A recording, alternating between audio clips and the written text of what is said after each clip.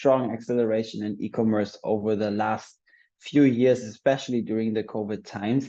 But now we really have to prepare for a new normal because consumers are going back to retail, and we see that e-commerce and retail are going to coexist, and we really have an omni-channel world in the future. If we look back at the development of e-commerce share over the last years, we have seen a tremendous acceleration after the COVID pandemic. So here in this graph, we will see the total e-commerce penetration in the United States, one of the biggest e-commerce markets in the world. And we have seen that the acceleration that we had in 8 weeks during COVID has been as fast as the acceleration that we have seen in the 10 years prior. So really, really a strong acceleration with a very, very big shift as well in consumer behavior, but also in the way businesses are engaging with consumers and are targeting their consumers online. But the good news is that these growth rates are not slowing down. We see that in the predictions, and this is now global, that retail e-commerce sales worldwide are continuing to grow this year, but also the next years. So e-commerce is really, really here to stay. But what's surprising over the last couple of months, and I think this is not only true for L'Oreal, is that we have also seen retail bounce back very, very fast. And we have seen, especially in the Cyber Week and Black Friday, a very, very strong acceleration here in the United States for retail, and consumers really going back to retail to have the experience. So what we need to do in the future is to really find a business model that helps to coexist and that helps to have an omni-channel experience. Because e-commerce is not only accelerating, it will be the first consumer touch point. So it's shifting from just having a product page and selling a product to really being more holistic and really having an educational factor as well, giving consumers the opportunity to visit your site and to find your products there, to get educated, and then go to a store to experience the product, to maybe try it, and then go back to your online sites to replenish it. And the lines are going to be more and more blurry.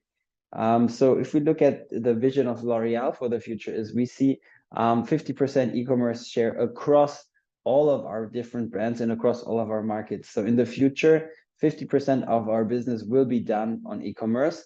And the prediction right now is that this will be the case for 2025, but we know that already some of our brands are already there today. So if you just think that L'Oreal has a global turnover of around $30 billion worldwide, it means that $50 billion will be done on e-commerce. This is a huge figure, and of course, a huge part of the business, and it has a huge acceleration that comes with it.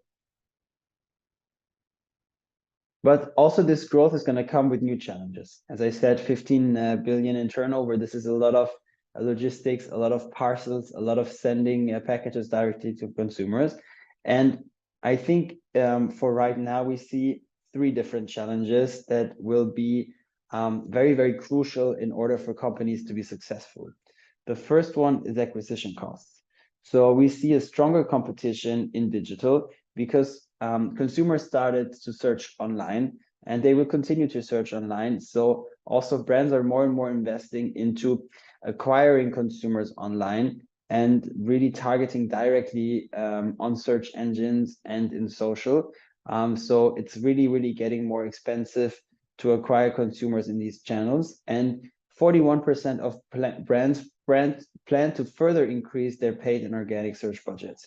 So search is really going to be one of the battlefields where we fight for consumers with our competitors, but also with retailers entering these new ways of advertising.